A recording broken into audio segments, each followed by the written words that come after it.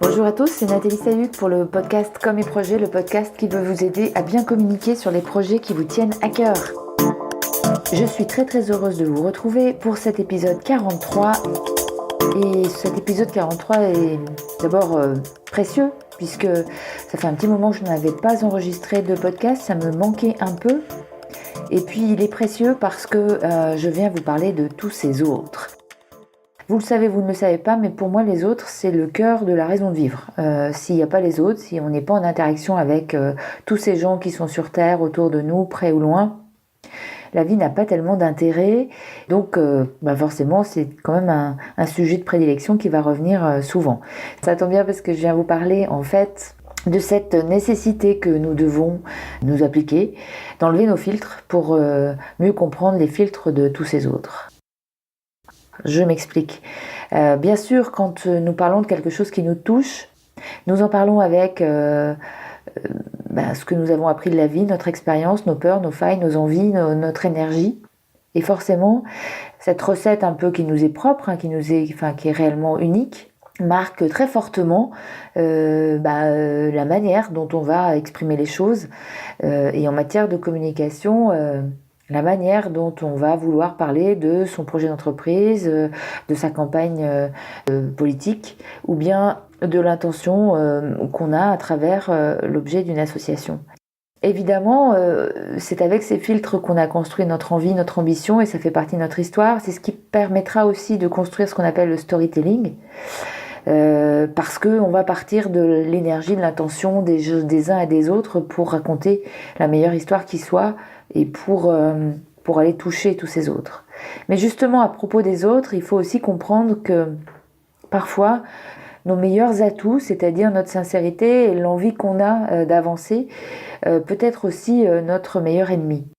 Pourquoi je parle d'ennemi ?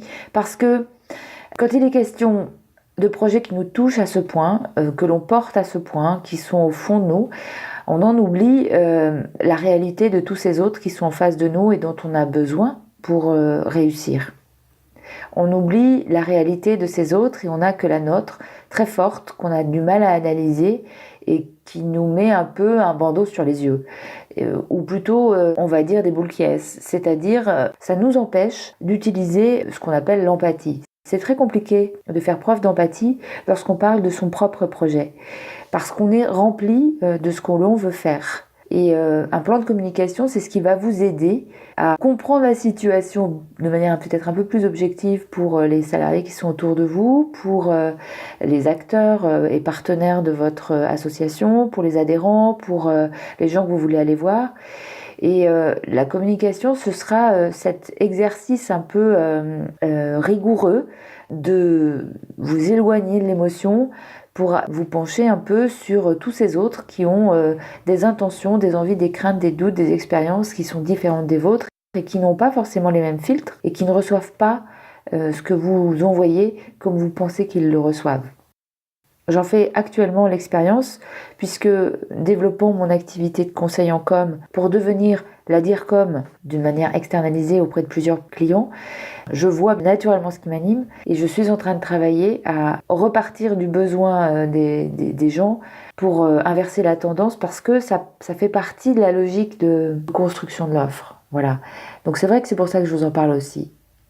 L'importance des autres suppose de faire cet effort, de s'oublier et d'être peut-être plus à l'écoute. Ça va supposer un effort pour se détacher de ce qu'on veut et pour rentrer dans la logique qu'ils peuvent avoir eux, avec leurs soucis, leurs problématiques, avec leurs envies, avec leurs doutes et surtout de cerner ce qu'ils ne savent pas, ce n'est pas ce que vous ne savez pas.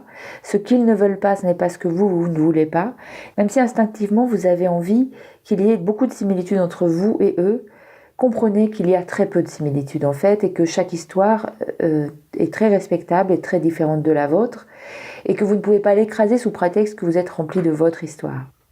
C'est ça l'empathie, c'est s'oublier pour mieux comprendre l'autre et c'est compliqué. C'est quelque chose pour lequel on est plus ou moins doué, mais qui devient particulièrement difficile lorsqu'on est effectivement rempli de son projet et de sa propre dynamique. C'est ce que j'expérimente moi personnellement, mais c'est aussi ce que j'aime faire dans les stratégies de communication.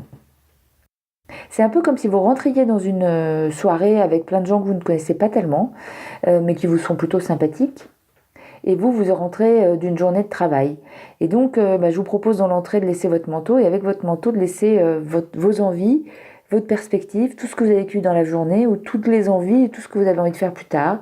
Vous posez tout ça à l'entrée avec le manteau et le parapluie, et vous entrez dans le salon en étant plutôt en disposition pour entendre et accueillir ce que vous pouvez apprendre, ce que vous pouvez vivre et ce que vous pouvez expérimenter au contact des autres. Vous avez la façon de parler de vous, de votre projet, de votre ambition. Mettez ça de côté, posez-le un instant à l'entrée et rentrez dans le salon pour regarder ce qui se passe autour de vous et quels sont les gens et quelles sont leurs attentes. C'est un exercice un peu exigeant parce qu'on est pressé et rempli de nos histoires et de nos préoccupations, mais c'est hyper utile pour aller capter une forme de vérité, une forme de réalité à laquelle on n'a pas accès si on reste empreint de nos problèmes à nous. Et pour réussir une démarche de communication, c'est pas inintéressant de faire stop, de faire pause et de se dire que pour l'instant, ce qui est important, c'est de comprendre quelles peuvent être les dispositions, les freins, les peurs ou à l'inverse, les envies, les priorités. Le résultat de tout ça, c'est que vous allez ressortir beaucoup plus riche de plein d'informations, de plein d'enseignements que vous pourrez utiliser pour revoir la façon dont vous parlez de votre projet, revoir peut-être vos priorités. Et en même temps, c'est aussi un moyen de mesurer à quel point ces autres sont intéressants et ont raison. Ils ont raison d'être ce qu'ils sont, c'est-à-dire que vous ne pouvez pas remettre en cause ce qu'ils pensent, même si vous considérez par exemple que vos salariés sont peu motivés avec tout ce que vous leur donnez, comme temps, comme énergie, comme occasion de formation, comme expérimentation. Ils ont peut-être raison de penser ça, c'est-à-dire que c'est pas la peine de rentrer en affrontement avec eux parce que c'est comme ça qu'ils fonctionnent, et s'ils fonctionnent comme ça, c'est qu'ils ont des raisons de le faire. Donc acceptez ça. Et à l'inverse, quand vous saisissez bien comment est-ce qu'ils ont envie d'avancer, quels sont leurs moteurs, vous aurez de nouvelles clés pour que votre projet ait une chance de plus de s'appuyer sur leur contribution. J'ai tendance à opposer la compétition et la construction. La construction suppose parfois de poser effectivement ses bagages à l'entrée et de prendre le temps de prendre un apéritif ou un thé sans forcément avoir en première ligne son projet, juste pour recevoir et pour améliorer son acuité. Je pense qu'on est tous faits pour se rencontrer à des moments ou à des autres.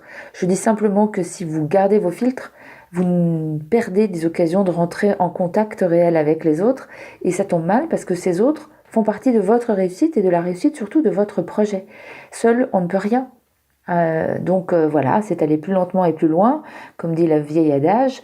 Mais à mon sens, c'est aussi une dynamique extrêmement puissante pour vous redonner beaucoup d'acuité.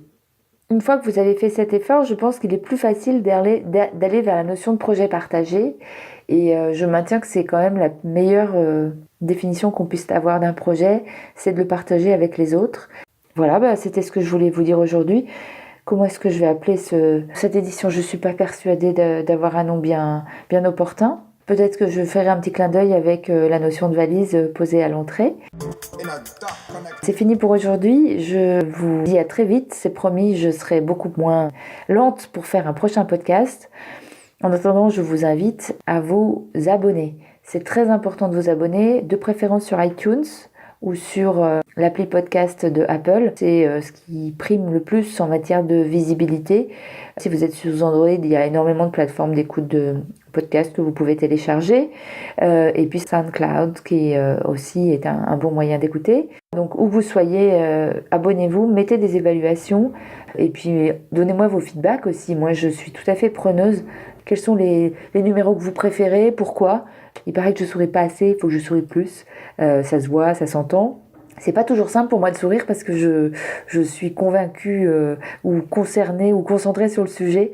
Donc voilà, c'est mon challenge de ce mois, c'est d'arriver à sourire en restant convaincue et concernée. Allez, je vous dis à bientôt. Merci à vous.